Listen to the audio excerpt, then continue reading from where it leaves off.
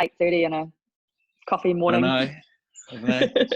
Although your coffee looks much nicer than my coffee. Was that? Is it nice? Because mine's just a pod coffee. It's terrible. Oh no, this is a pod coffee. Is it really? Which one is it? So this is an espresso, and that's the ristretto. So I think that. Yeah. Yeah. So I do have an espresso as well. I need to get some glass coffee mugs because it looks much nicer on yours. So pretty. Oh, come on, show us what's on your coffee mug there. You can't. Sure, I love Dad. Yeah, that's awesome. How are the kids gonna feel about that? And you're like, yeah, I traded mine in for something better. I got a pretty one instead. Well, so the traffic is phenomenal. It's back to normal. Morning, Bashar.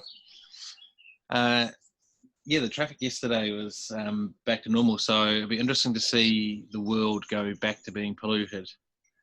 Seems a bit sad, really.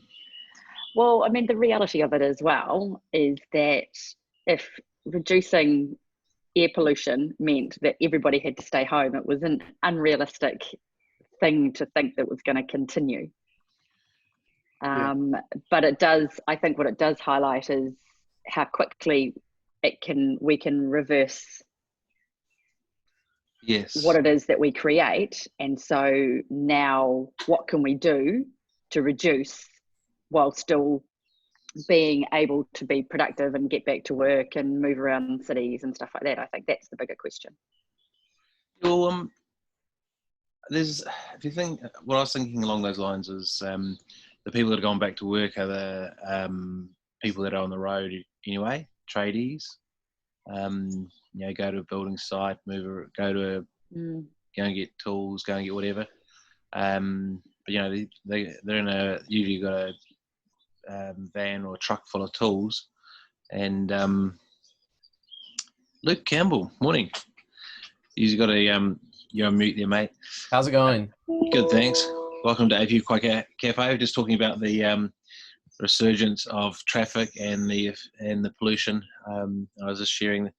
I think that there'll be the rise in the sense of people needing it for work.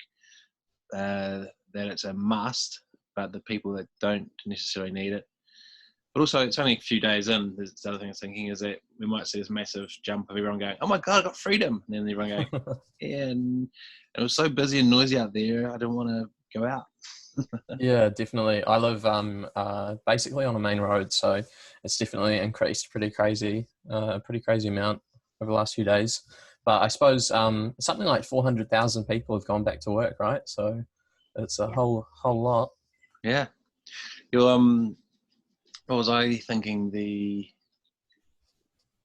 doesn't matter what I was thinking actually, but why don't we start off with Luke being a first timer? Everyone else has been here before, but what we do is introduce ourselves with a very brief snapshot, name, what you do, where you are in lockdown, what your lockdown situation is, and what the best and worst part of lockdown is. Awesome. Do you want me to just kick into it? Go for it. Cool. Well, I'm Luke. I run a software company called Vexed. I'm in Christchurch. Lockdown's pretty good. I'm in a flat of 7, so it's quite lively. Not much social isolation. Party lockdown. Yeah. The alcohol bill and the 2-minute noodles are getting it thrashing. Yeah, totally. No, what's really good actually, probably, well, one of my favorite parts of lockdown is, to be honest, I've been a lot more productive, just not having to commute, I guess. But I really like being in lockdown with my flat because there's 7 of us, so one person kind of cooks a really nice meal every night, so you don't have to worry about dinner the rest of the week, which is quite good. Worst part of lockdown. I'm coming to your place. That's fair. Worst part of lockdown is I haven't been able to go to the gym, so my physical fitness is probably like basically taking a dive off a cliff, to be honest. Yeah. Yeah, no, it's. Actually, I don't know about everyone else. Mine's going way up because I've been walking the dog. In fact, I've been in agony for about the last 2 weeks because it's just one day on top of the next, and I probably haven't stretched well enough. but the muscle pain reminds me of being your age, Luke, and training for rugby. Back in the heydays. But for Luke's benefit, we'll go around the room. So Vishav, you're sitting on the screen next to Luke. Hey guys. Sorry, Ryan, I missed that. Is that the intro thing if we're doing? Yeah, intro. Okay. Hey guys. Vishav. I run a company called Elevate IT. I'm a part owner of that. We have 4 directors. And I live in Auckland, Linfield, Central West. And I'm here. I came to New Zealand actually in 2009, so it's quite a while being here. And I have one son, 12-year-old. So I'm homeschooling him. His school has been really interesting though. They had really tech savvy from the start. So the day they started from home, so everybody was on screens. There were like 30 kids on the screen. You can talk to people. That was pretty awesome to see actually. Good learning. Yeah. What were they using? Was it Sorry? Google? Was it Google? Yes, yeah, Google Classroom. Oh, Google Classroom. So it wasn't Google. I was talking to other parents, and their schools were not that ready actually. So it's good. Yeah. He can stay engaged for good amount of time during the day, and then I only need to be with him after the school hours. Bit of a relief for last 2 weeks. And as I was talking yesterday about the band part, so since our call yesterday, started to keep a check on my weight again, so that I can get back to my 10 kg track by May end. I'm not sure whether I can achieve it. Just 1 month left. I still need to lose 5 kg to get back to that original target. So yesterday Vishav shared that he dropped 7 but put on 2 since lockdown. Yeah. So putting him back to 5. Yeah. I don't know. I think losing 5 kgs in 1 month is probably not healthy. So I would. Yeah, true, absolutely. Go there. So maybe I will revise the target. Yeah. Yeah, that's it, guys. Cool. So let's go to Melissa because she hasn't been here for a while. Oh, has it been that long? Goodness. So I'm in Auckland. I've got, so my lockdown situation, there's 3 households in my bubble. So I have my household with my partner and my ex-husband and my partner's ex-wife. So that's our 3 households. So that means that our kids can all move around, and we don't have obviously a significant period of time without them. So we've got 14, I think, in our bubble, and that's been that way since the start. Best and the worst parts is I think it's the same with everybody. I actually had a counselling session yesterday because I'm an extrovert and I hate being away from people. And my counsellor went, extroverts are hurting everywhere. She just went, take it from me. She goes, it is just really hard. And I don't think people comprehended how much of an impact taking people away from people is actually having. So that's my biggest challenge.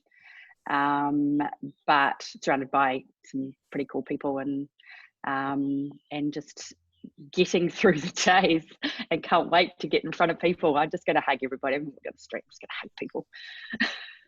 Well, it's interesting. It's a shame she's not here. I won't name her, but I'll connect you over LinkedIn, saying exactly the same thing. And good on you for talking to your counsellor about it and sharing with us, because that is the new world. And just on that note, I mean, I've worked with 4 counsellors. The first three I didn't like. I just think it's important. Like before I even went, the first time I went, I was still had the traditional, oh my God, I'm going to shrink. This really problem with that. Then after I went, and it was almost like the way I described it was like a mechanic describing why the car's not working. You know, yeah.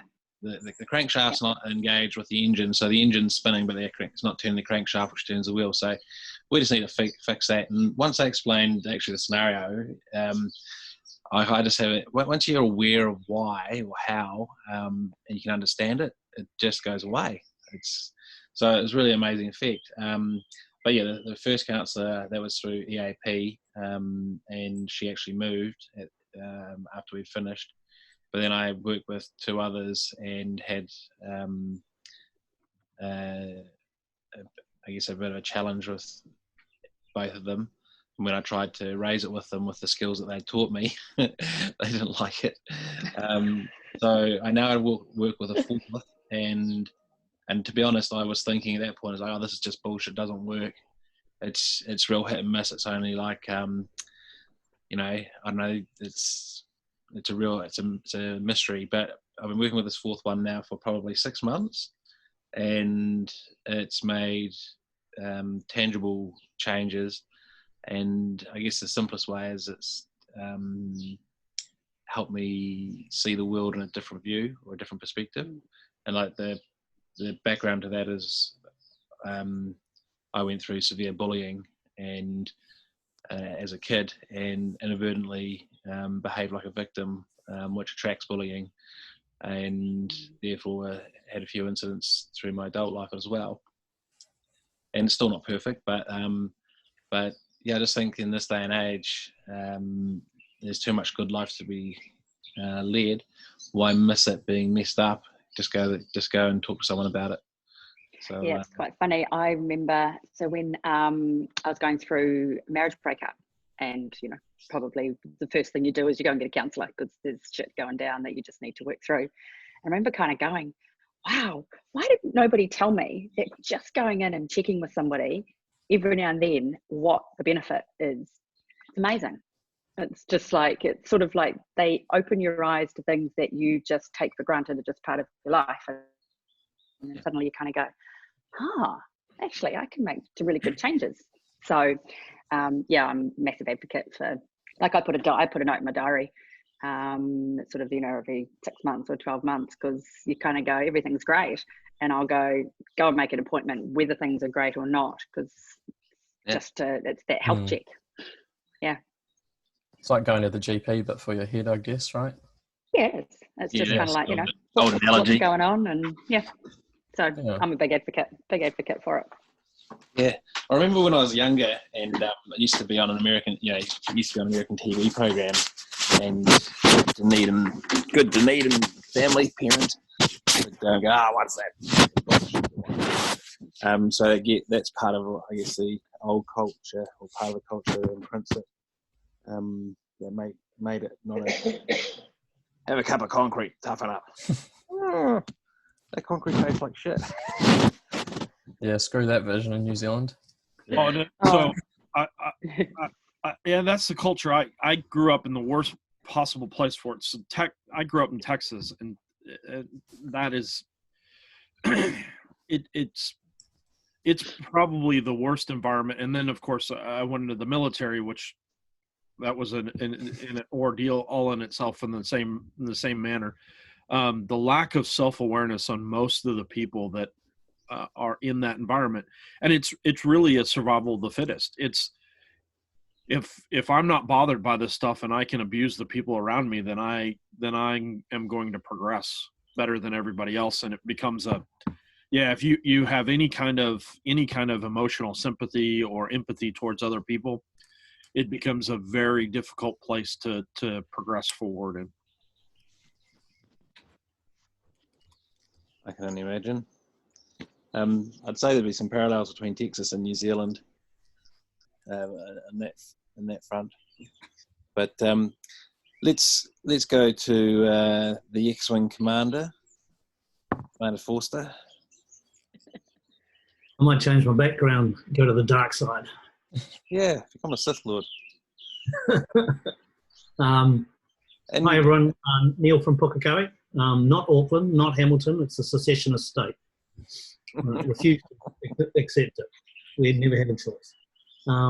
Working in Salesforce, or part of MuleSoft, which is owned by Salesforce, and in the integration space. We're pretty busy at present. In fact, we're flat out, and seem to be getting busier. So that's been good. Kept going. The negatives is no matter how much I try, I'm not getting the exercise I'd really like. And the gym outside is sitting there just going, yep, I'm growing grass, and the only time you're going to get exercise is when you mow me. So that's been a bit of a frustration. But the good thing is probably getting through more work. I saw an interesting article on TV Breakfast this morning as I was catching up with a psychologist talking about screen time and Zoom and how people are actually getting more tired quicker and easier because of how you have to concentrate. And particularly when you've got the multi-cam view, your brain's, your brain's trying to catch too many people. You're missing the body interactions and your brain's overworking. So as a result, compared with normal interactions, people are getting tireder quicker.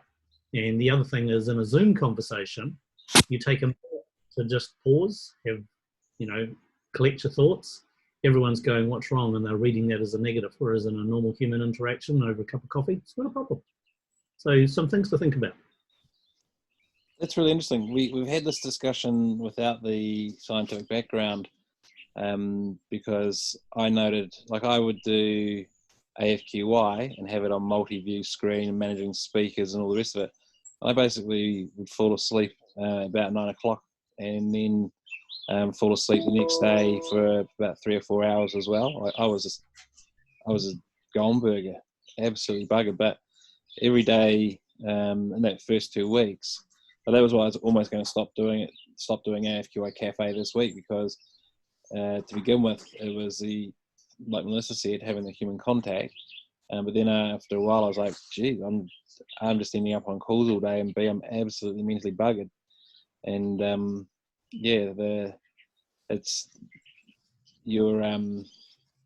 when you're watching, I guess when you're watching something, you're always watching. And when I've got what now, 1, 2, 3, 4, 5, 6, 7 sets of body language. So when someone says something and someone moves, you're like, oh, what was that? So yeah, and the science is there now. Could you have the link there?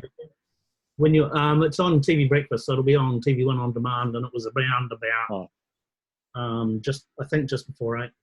But okay. One of the comments was, when you're having a cup of coffee or chatting with someone, you're reading their body language by default. When you've got multi-screen in particular, but even just single screen, you're having to concentrate. Your brain's trying to read that body language, and it's a lot more of a strain.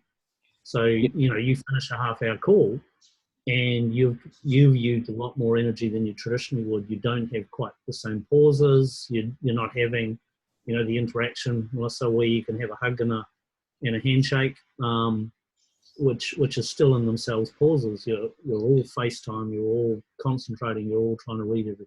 You're always looking in here too.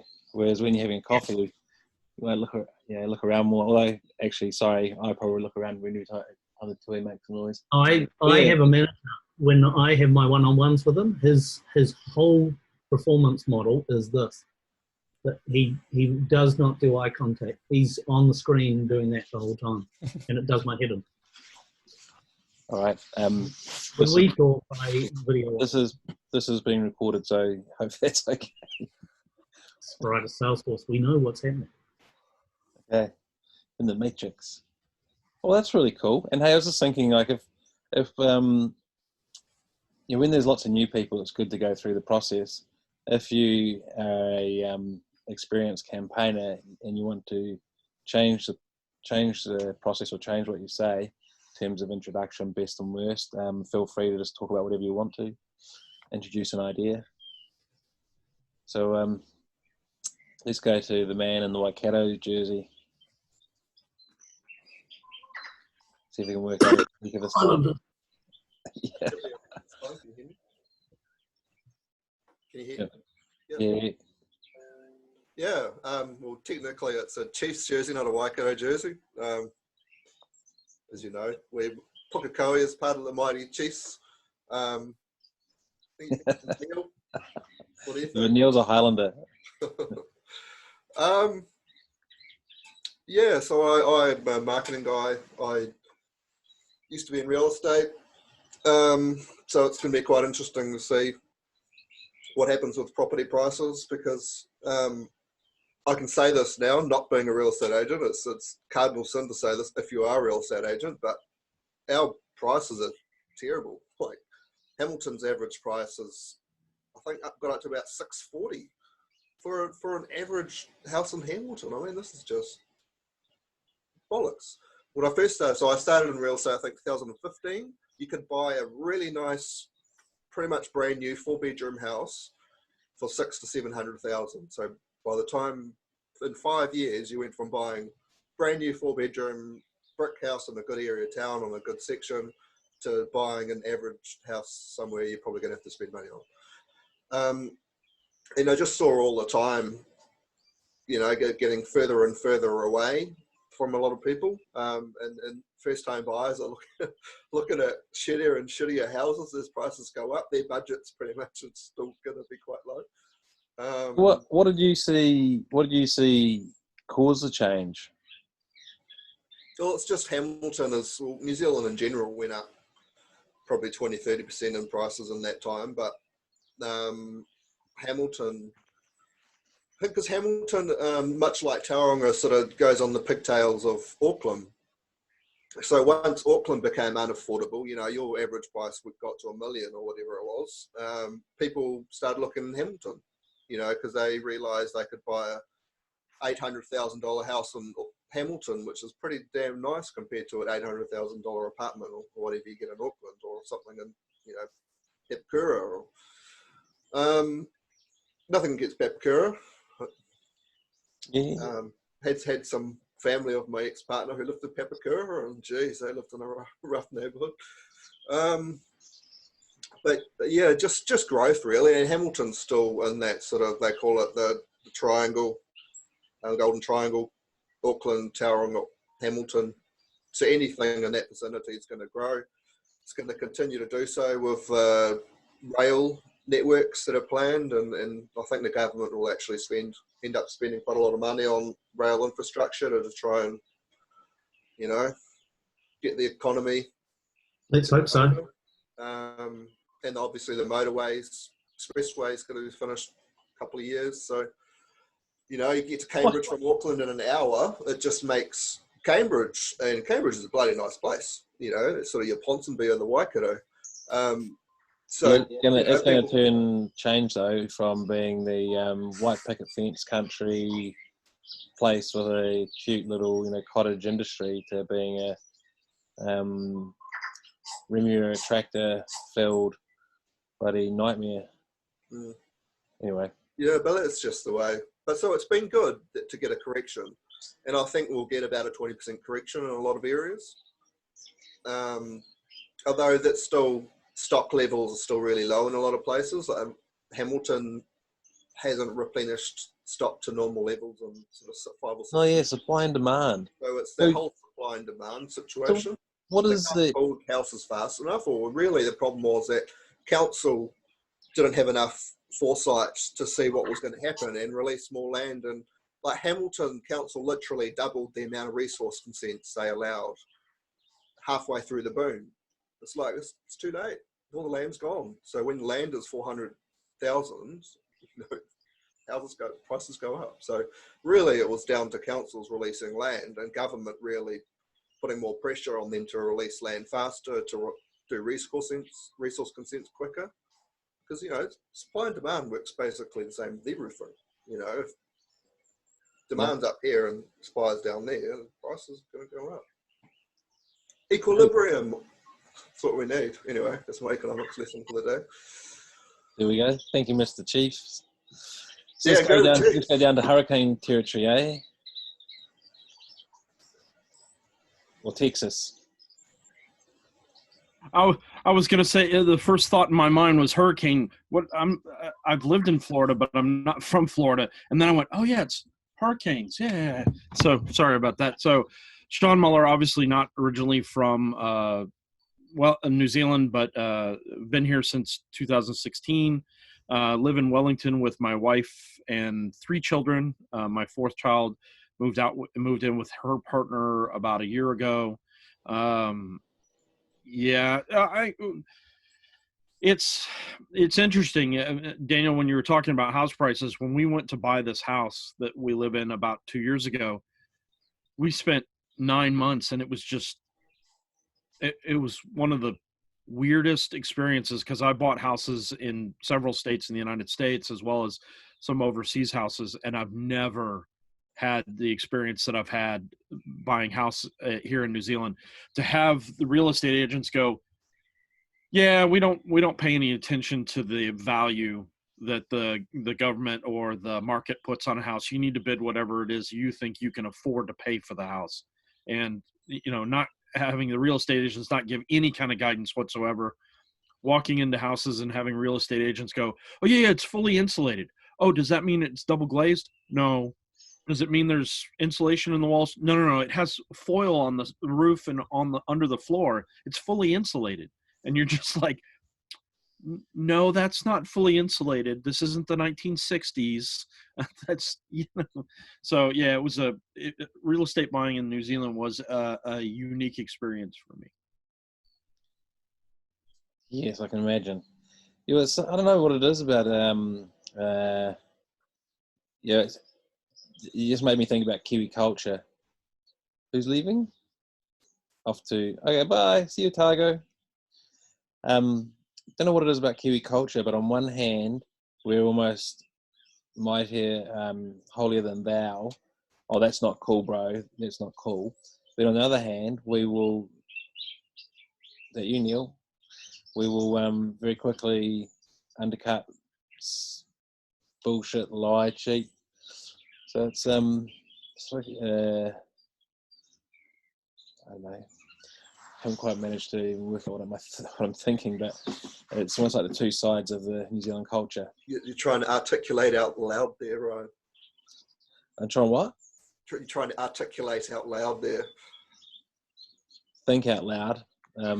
Articulating would be speaking, but yes, trying to get my thoughts together. But yeah, we do. We have that real, like on one discussion, everyone will be a bit self-righteous and that's not good, bro, and you shouldn't do that, bro, and that. And then in the next discussion, the same person will be the one that shafts you. Shafting everywhere you look. Oh, is that bad, Luke? No, I don't reckon. I don't know. I like New Zealand. I think we've got a good culture of support in business usually, but there's definitely, there's people that will, There's always do been bad shit, Hey, no matter where you go. what is your, sorry, we don't normally talk about work, but what does your texty thing do? I had a lady ask me if I knew of an app that converts text to email. Yeah, I think it's all that's along the same lines. So Vix. I'll connect you with this lady then. Awesome. But what is your, so Luke's a Kiwi entrepreneur who's made a text-based something which does what? Yeah, so Vext is currently a mobile app that helps business owners, salespeople and managers and kind of everyone in between help manage and automate their voicemail messages. So we convert voicemail to text and then display it in an app. Sean might be familiar with this, depending on whether or not visual voicemail was a thing in the US 4 years ago. I was stunned when that I it moved wasn't to New here. Zealand. That was in New Zealand. Yeah. And so visual voicemail wasn't here when I got here, and even if you had an iPhone. So in the States, if you have an iPhone and It's you get a automatic. voicemail, you get an email that tells you what I was stunned.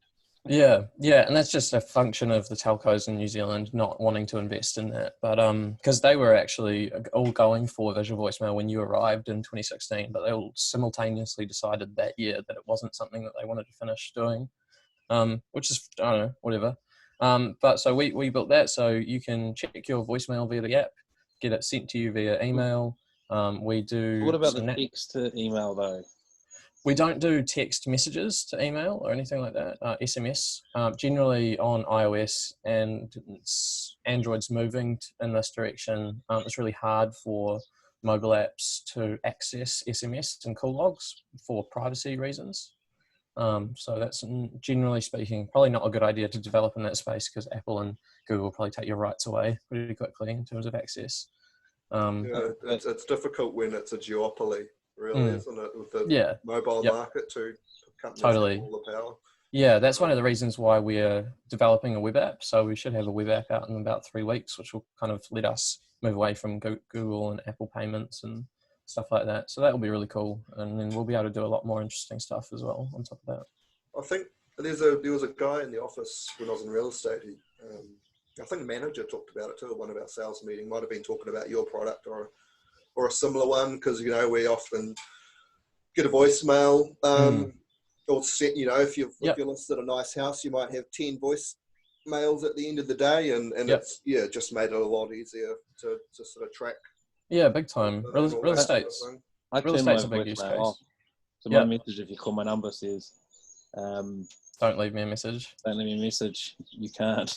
Yeah, heaps of people do that. A lot of people have done that and now have come back to the world of voicemail because of our app, which is really cool. Because voicemail is absolutely fucking annoying, to be frank. Yeah, exactly. But with our app, it's a lot easier. At 8:35:45 seconds on the 4th of April from 021 05.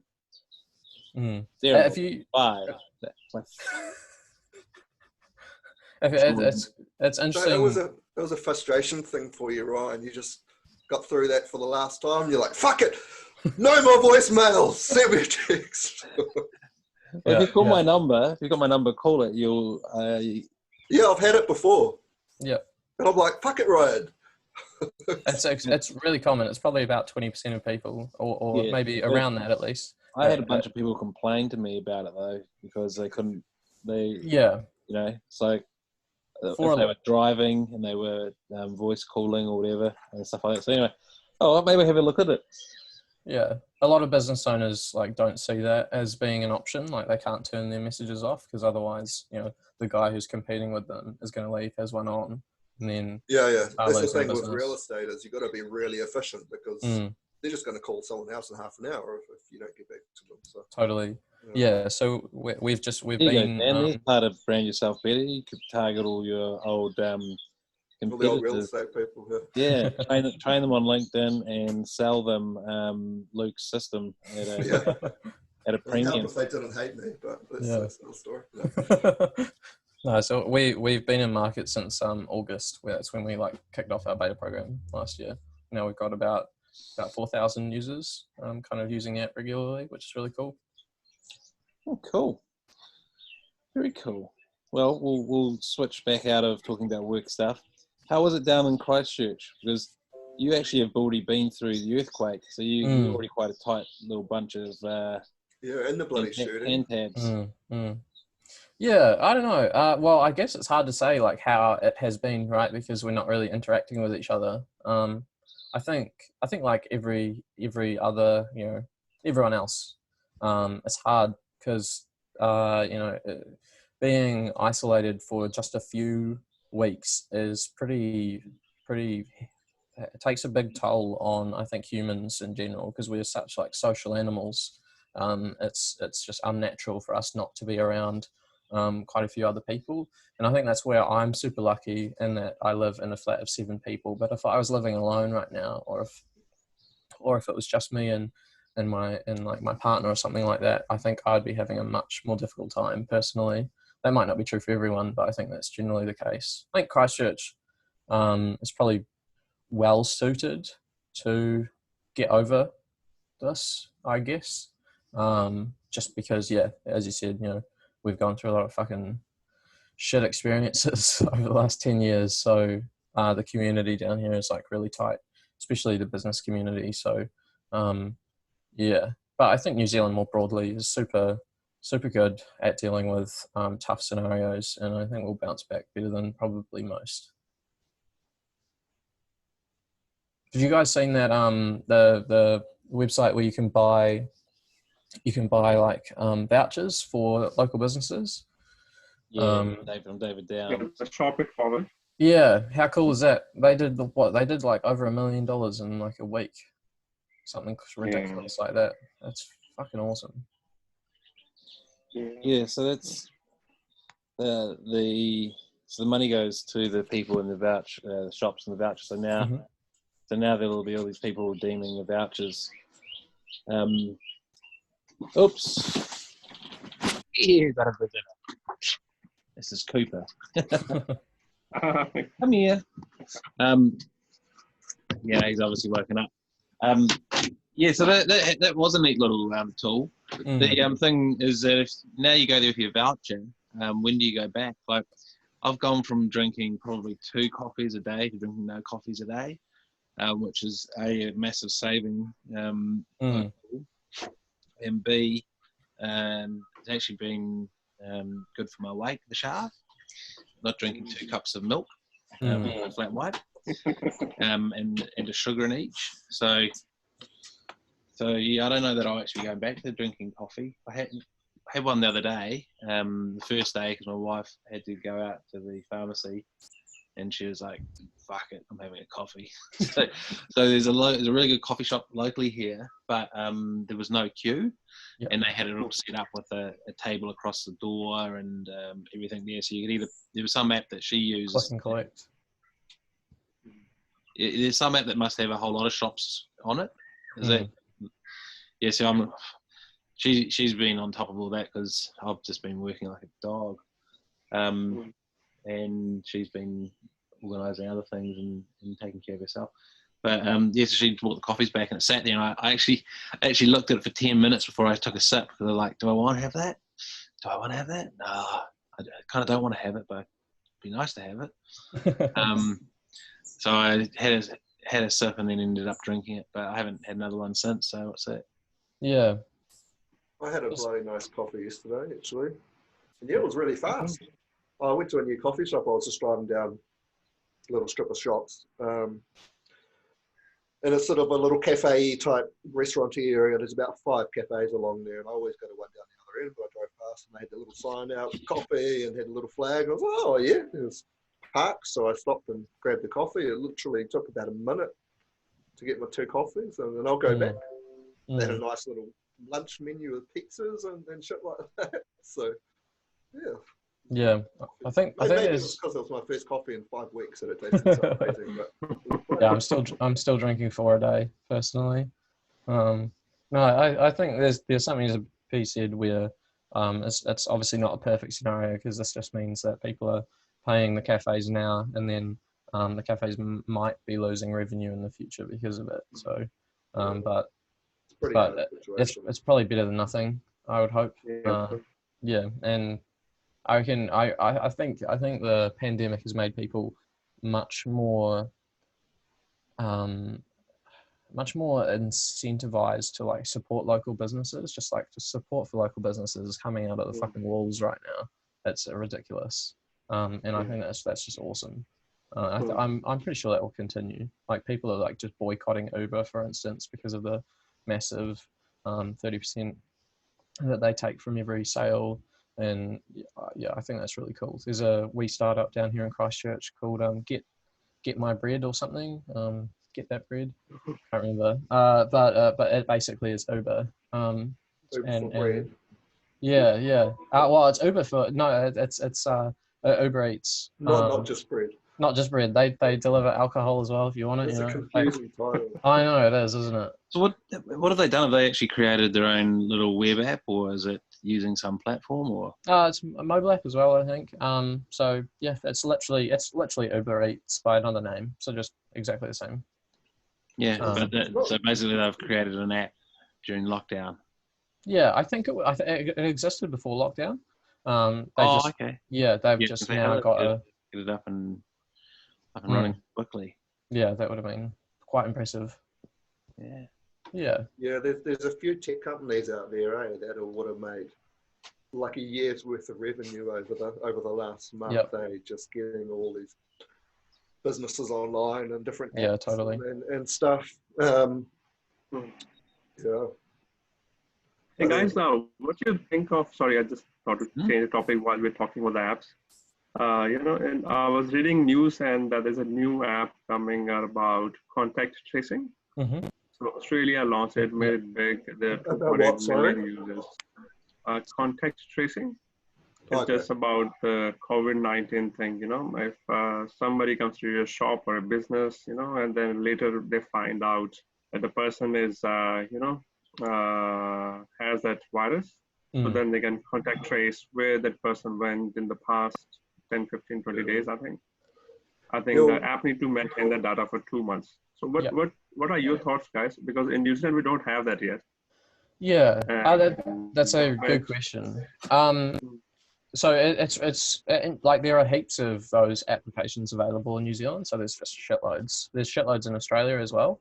But what's really good about this one that's been in the news in Australia is that it's getting mass adoption, because that's the most important thing. That like is it a government app or that's a government app, right? But we don't have government apps in New Zealand or How does it work though? Like I've seen 3 or 4 that have been popped up, or and it's like, here's a contact tracing tool for free.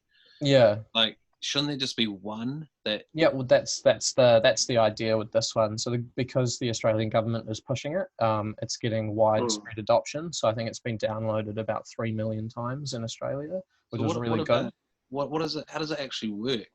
I think, to the best of my knowledge, it's just scrapes your location data and probably has like sign in and sign out tools for businesses and stuff like that. So it's using Yeah. So there's and because Google specifically has one anyway. Yeah. I think if Google started like using a close, like that kind of close proximity location data, it'd probably be a bit iffy. And also you have to, like, for instance, I've got my location turned off because it eats your battery. So with this app, I would imagine you just leave your location turned on.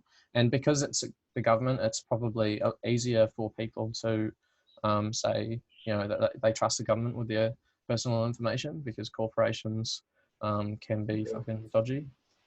I mean, governments obviously aren't always, don't have a perfect history either, but in the instance of New Zealand and Australia, I'd say I trust governments with my personal data more so than I would with Google or the like.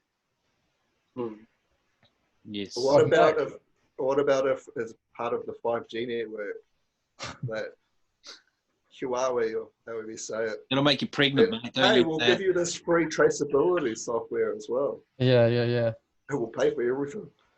I was actually, about 10 years ago, I had the field days. I actually, you know, when you're a student, and maybe a little bit more than 10 years ago, you do random jobs. I was part of the traceability showcase. This was when the first companies first started bringing out software and little chips to put in like the ears of cattle, so you could trace, you know, all that bloody farm stock stuff that I don't really understand. But so the technology's there, been there for a long time. It's pretty easy to harness the power of it. But it's just the privacy and you know. Yeah, I mean, I don't, like, honestly, I don't care. I wouldn't care personally if the New Zealand government released a contact tracing app, I'd download it and turn my location on, just because it's going to cost the Australian government just an ungodly amount less than if they had to do that contact tracing manually, which is the current scenario. Like literally, it's probably tens of millions of dollars. And it's also much faster because you'll send an alert to people. Because get this right, on the before the actual lockdown, you know, when they're saying, no, there's not going to be a lockdown. I was in the park. Was it the first day? Shit, I don't know. Just before, but anyway, the guy walked up to me and started talking to me, and like I know him because we both walk our dogs and cross paths in the park, and he said, "Oh yeah." After we were standing there talking, and I actually, it must have been in the lockdown, first day or so of lockdown, and he came up quite close and said, "Oh mate, just keep back a bit, you know, this virus thing." He goes, "Oh, it's okay." I was like, "Yeah, I'd still prefer keep back, you know, I've got my wife at risk, blah blah blah." And he goes, "Oh, it's quite serious, isn't it?" I was like, "Yeah." And he goes, "Yeah, I just got a text about just 3 minutes before I left home that a girl in my daughter's class has got it." And I was like, "What? Get back, you fucking clown." He's like, "What?" I just don't understand how some people don't get the whole point of it, but yeah, basically a girl in his daughter's class had it, and that's right. The school was the first to be shut down for 3 days, so it got shut down for 3 days. So it was before lockdown, and yeah, I was just thinking, I don't even know his name. I don't know his address. No idea. I get coronavirus. So how do you get it? I go, must be that guy in that park. I've got no idea who he is. How do you find him? Yeah. I went to a shop yesterday, and then they had a manual, copy sitting there, a paper, and they had a one pen. And I'm a bit OCD, and I was like, everybody using the same pen, right? This could be a source of the virus. So I don't want to use it. It's interesting. That's what Nikki said as well about the places she's had to go to. They're not allowed to because if you look at the guys in the logging industry, they're having a challenge present. They can't sign in because of the communal pen. They said they're not allowed to do that. So their sign-in process will change. Yeah. And that information is open as well, like anybody can read. They were asking a lot of information. And we were talking about, privacy, and it was all open on the street. Yeah, let's say that. I mean, I just prefer the government having that info compared to, especially just, compared to a company and the fact that it'll be deleted after a certain period of time. And yeah, I mean, if the government does something wrong, people will get pretty, there's much more oversight. Yeah, there's much more oversight and recourse compared with. Yeah. So I was what news. What happened with the Minister of Health? Yeah, he's fucked. What a fucking idiot. I was checking news and they're saying, sorry, go ahead, Daniel. That's going to be one of the worst displays of PR for a bloody government. Someone in such a... He should have been gone. Just put it in absolute I understand disregard. why he's not gone, but why are we shocked he's a politician? They have shit. No, but Neil, that's the problem, right? You are prepared. You expect bad behaviour from them. We should not tolerate bad behaviour from them. It's why do we ask a politician what they think about the COVID health policy? Who gives a shit? Give me Susie Wiles any day, because she's speaking from knowledge. She's speaking from background, she's speaking from experience, and yet a politician speaking from opinion. You might as well ask me. Who is that lady? That lady with the pink hair? Susie Wiles. She's a microbiologist in Auckland Uni. I've worked with her in a startup. She's a neat person. She's really cool. All credit to her. She hadn't said fuck on national television. All right. She's really smart. She's a really top microbiologist. She's used a lot internationally. Does a lot of key, research on the bugs. Yeah, I guess oftentimes, the smartest or the smartest people in public service aren't the politicians, and the politicians are good at really one thing in particular, and that's kind of meeting with people and dealing with people in general. I guess they tend to be people focused or what have you, whereas Ashley Bloomfield's a really smart guy doing an absolutely fantastic job. He'd probably never want to be in the position of Jacinda Ardern or someone else, I would imagine. But yeah, I think New Zealand's doing really well with that. If you compare New Zealand to a country like the United States or even the UK, did a pretty shit job early on as well. So yeah, I'm super happy with the way that our government has operated. I think, I think we're super lucky. Yeah, there's really two key characteristics of a politician. Someone who makes good decisions under pressure, right? Yeah. And somebody who's good at PR and says the right things and does the right things. But whatever that guy's name is, he completely up on both of those. Dude, Simon Bridges has had a bad week. Oh my god. Well, what's happened with him? I don't know. He opened his mouth. So, the polls, right? The polls are saying that 90+% of New Zealanders are stoked with the job that the government's done on coronavirus. They're stoked with the government response. So Simon Bridges reads that poll and is like, oh, so this means I have to attack the government in public on coronavirus. Wrote a essay on Facebook about how the government's doing a bad job but he doesn't have any alternative solutions, and basically got 40,000 comments in 2 days from people telling him to shut up. 40,000 comments for New Zealand. That's a lot of comments, man. That's a heap. I think it's the traditional opposition issue is how do I remain visible, and particularly this year with an election. If I'm not seen, I won't be thought about. So I won't be seen. The problem is he's whack-a-mole. Stick his head up and someone smacks it down because he doesn't. To Daniel's point, he's not making fast decisions. He's not speaking smart. Yeah. It's interesting. Maybe he should take Trump's strategy and just say crazy shit so he gets covered in the news. Disinfectant injections. Yeah. That's crazy, man. That's got to be like you can't make that one. Inject yourself with disinfectant. Like who the lady who's like the chief medical officer or whatever. She was sitting on the side and he kept on turning to her and she was going. Oh, I didn't say that. Don't involve me. Yeah. She just wants to dig herself into a big giant hole at that point in time. Well, literally, she was scared to speak up. Like she should have. Like if it was New Zealand, the Kiwi would have gone, "Look, PM, that's probably You're a not the fucking right idiot, thing to be saying. We definitely don't want people injecting themselves with anything, especially not a poisonous chemical, which is disinfectant. It's for wiping surfaces." But it will just clean you out. It just cleans all the bugs. That's how it works, isn't it? It works so well that you don't even have cells that work anymore.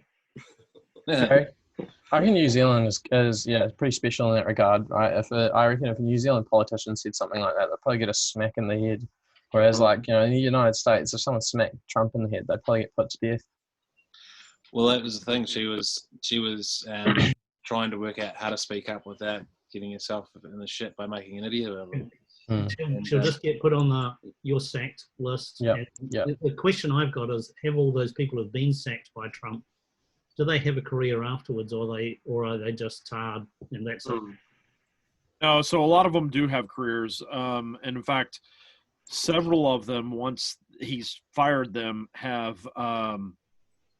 So if you look at what's his name, the FBI guy who did the investigation of Trump, I mean, Trump lambasted him one side and down the other side. He's gone on since leaving the FBI to do a bunch of consulting work, and there's a whole bunch. So for most presidents, I would say, if they fire you, you're not working in politics, but you might be able to do, lobbying jobs or stuff. With Trump,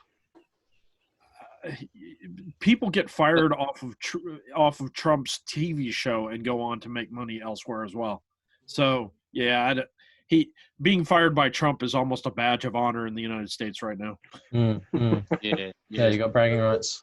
You just got to wonder how someone who's such an astute businessman, he's not though. No. He isn't. So you got to have a level of nous to you to be. No, he inherited all that money.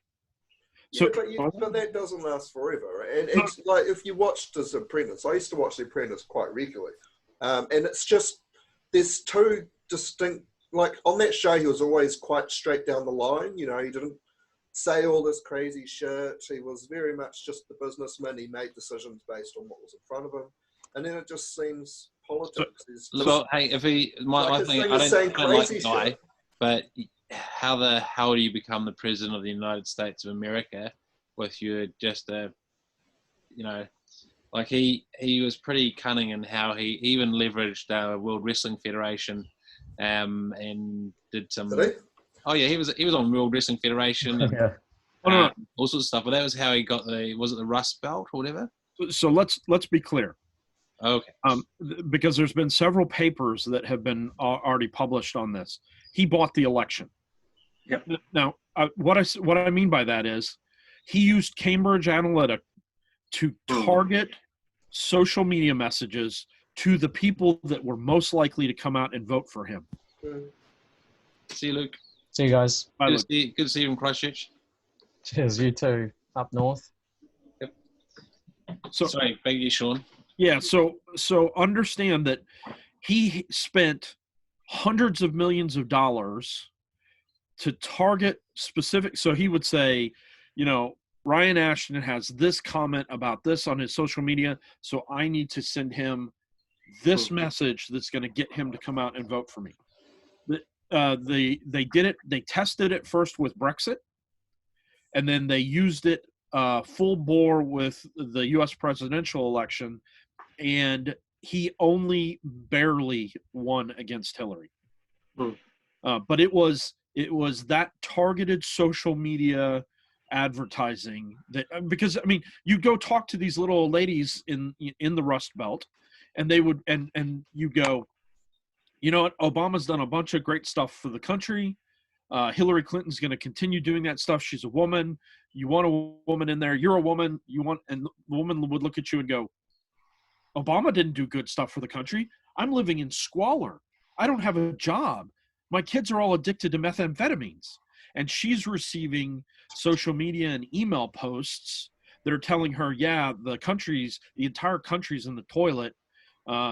You need somebody that's different, that's not a politician. I've seen some of these emails and some of these social media posts, and they are so full of lies and so horrific the way they're written. Of course, the person who's seeing it says, oh yeah, well, I believe the country's in terrible position because of the Democrats, and the Republicans aren't much better, so I need to vote for Trump because he's an outsider. And that's what won him that election. And it'll do it again this year if something else doesn't happen. It's probably the biggest political heist of all time. Yeah. Yeah, but it's just, you wonder how some of the shit he says was obviously a strategy for him to not be a politician, to be as far away from a politician as possible, so he can relate to that middle American. Yeah. That's right. And he can't relate to them. He has lived in a golden palace since he was born. He inherited something like $500 million from his father, and it all went into investments that he had nothing to do with, that made him money as he was growing up. And there's something around he inherited $4 billion and lost $2 billion or something. Oh, he's also gone bankrupt and rebuilt himself. Yeah, he's had ups and downs. Yeah. That's right. I mean, almost every business venture where he was 100% behind the development of it and the carrying forward, it's failed. The only ones that he's been successful where he's made money is where he's just been an investor that somebody else was doing. So the Trump Tower in New Jersey, the one that's the famous Trump Tower in the casino area in New Jersey, he went bankrupt building that building because he said it had to be built. It had to be done this way. Yeah. He wanted a shrine to himself. That's right. He's a horrible businessman. Horrible person. Yeah. Horrible. So what about, okay, let's chuck something right in there. Before we go, it's 9:30. Okay, we didn't even get to cover the theory of the reptilian shapeshifters and whether Trump is one of them. But someone put that on a post on LinkedIn. I couldn't believe it. You're right. See you later. See ya. Cheers.